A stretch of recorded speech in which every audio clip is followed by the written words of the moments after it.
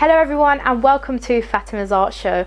I received a message from someone saying they absolutely loved my inks and bleach episode simply because I used bleach which they already had at home. So I was having a cup of coffee this morning and I thought to myself, wouldn't it be great to create an art piece using coffee? So I'm doing this episode just to show you how you can make an art piece using coffee. So let's begin. So to do this project you will need coffee. Here I've got some Nescafe coffee. You don't particularly need to use branded coffee. You can just use any cheap brand. Here I've got some coffee mugs simply because they're nice and small and I can apply the thickness that I need. So put more of the granules and less of the water to get a slightly thicker and darker coffee. Or apply more water to get a slightly watery finish. Some brushes, a pencil,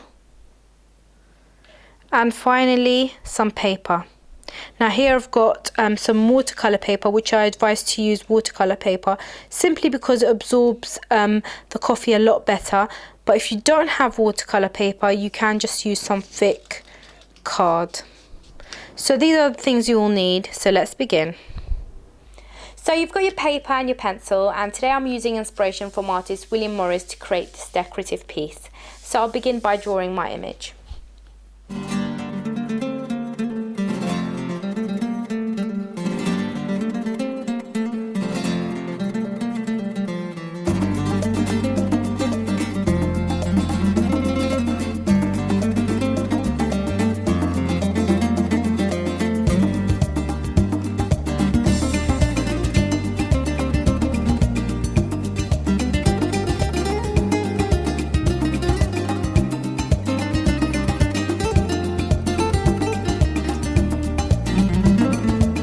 So now I've drawn the quick design and I'm going to be painting using the coffee.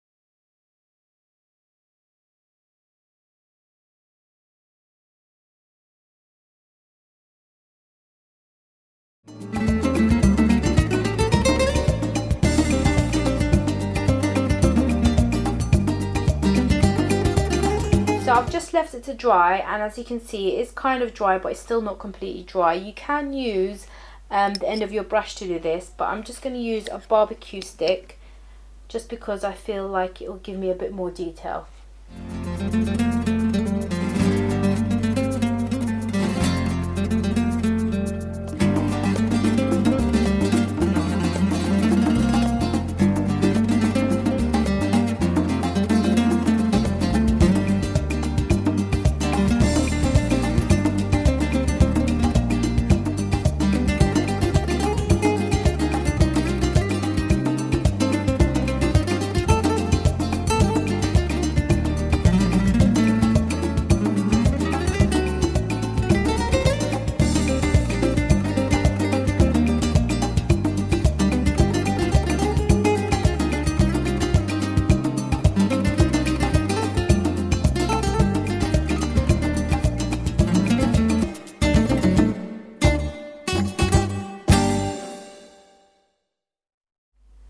So as you can see, I've just finished the piece.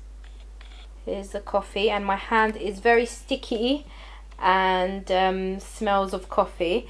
So the piece is done, and you can varnish it just to give it that protective layer, and so the colours don't fade.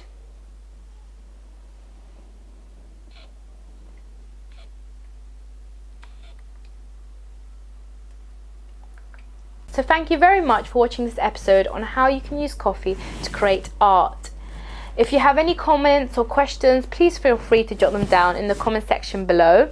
And I hope this has given you a bit of an insight that you can use anything around you to create art. You don't necessarily need to go out and buy lots of expensive materials and lots of expensive paints and things. So thank you very much for watching, and goodbye.